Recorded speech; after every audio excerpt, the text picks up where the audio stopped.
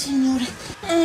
Allora Cristina, la cintura. Sì, mamma. Mi raccomando. Sì, mamma. Perché ti metti tutte ste robe davanti che poi non ci vedi? Sì, mamma. Guarda il dado, il bracciale. Sì, mamma. Via aria ste robe. Sì, mamma. Senti che caldo. Piano. Sì, mamma. Per fare la retro ti devi girare così. Ai cervicali. Mamma, senti che da fumo.